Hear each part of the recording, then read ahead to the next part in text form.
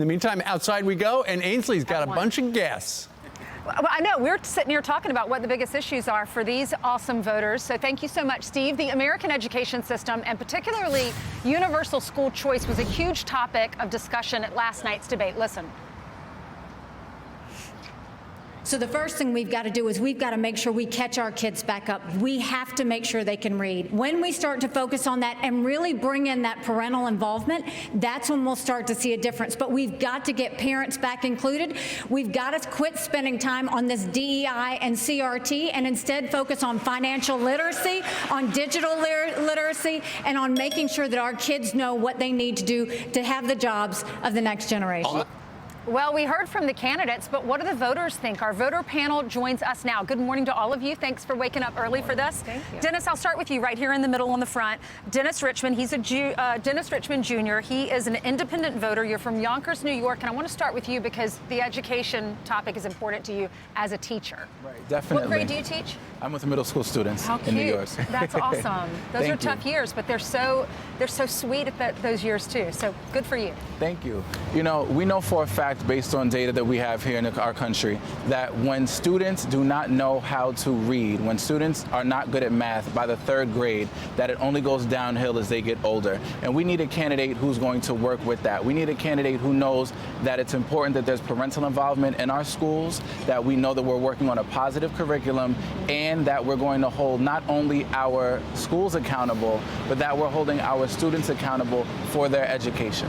Are you seeing that at your school? How are the kids at your school doing? I'm fortunate to say that I'm in a district that not just in Westchester County, but New York as a whole is on it. But across the country, there's not enough parental involvement, and those parents who are trying to get involved are being blocked by school districts that won't let them in. And we need a candidate who's going to be able to fix that. Okay, now Stephanie's sitting beside you, and education's important to you. You're a former school teacher. You live in Stamford, Connecticut, very Democratic area, so you're registered as a Democrat, but you say you're politically homeless.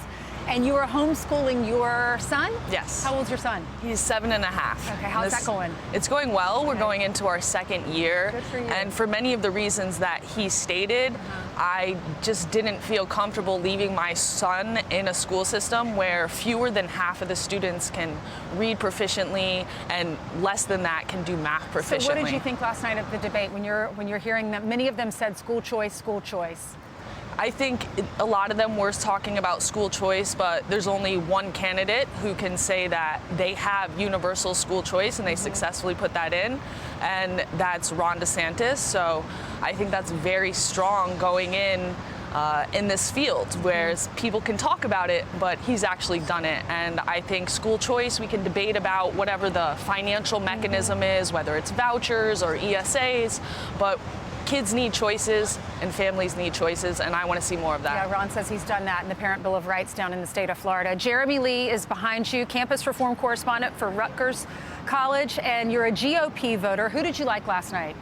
I really liked Ron DeSantis' performance. You know, one of the things that really stood out to me was he wasn't necessarily overly stand out, but really stood out to me was that he got to the point about what he was going to do when he was if he's elected president. He got to the values that he has if he were president, and he talked about his experiences, he talked about his military experience, his background, and he got the message across to voters, and that to me was really important. He checked all the check boxes for me, and that's what I think really made him win at the end of the day. Vivek Ramaswamy and Ron DeSantis had some strong issues on the border. They actually all did, but here's some clips of those two individuals and what their stances are. We do have to seal that southern border. Building the wall is not enough. They're building cartel-financed tunnels underneath that wall. Semi-trucks can drive through them. We have to use our own military to seal the Swiss cheese of a southern border. There's a demand-side problem in this country, too, a mental health epidemic. I met family in Iowa, 2 parents, Kathy and Derek. They lost their son, Sebastian, 17 years old. He bought Percocet on Snapchat, and then he died. As Commander-in-Chief, I'm going to use the U.S. military to go after the Mexican drug cartels. They are killing our people. In Florida, we had an infant, 18 months. Parents rented an Airbnb. And apparently the people that had rented it before were using drugs. The toddler was crawling on the carpet and ingested fentanyl residue and died. Are we just going to sit here and let this happen, this carnage happen in our country? It's a hard story to hear. Samantha Huggs on the front row, Morristown, New Jersey. Strong conservative, you say. Yes. Who'd you like last night? Border's a big issue for you. I have to say I didn't really care for anyone last night. I think it was a clown show. Burgum stood out to me, though. As far as the border goes, it's very concerning to me, the human trafficking that is coming across the border, the children that are being trafficked that come across the border. I don't think that anyone is realizing that, aside from fentanyl, building walls, the human trafficking is such a horrific thing that is happening in our country right now. And these are the smallest of infants are being trafficked over and being lost in this country. And that is the #1 problem that we face right now. Yesterday, we saw a 2-month-old baby that was found on the border. No mom, no dad, brought over by a smuggler. No. And we don't have any information on that child. No, we don't. And these so-called politicians that want to run and be president, stop saying, you know, they need to really speak up and do something and stop bashing Trump. Trump did a good thing. He started a good thing. He built the wall.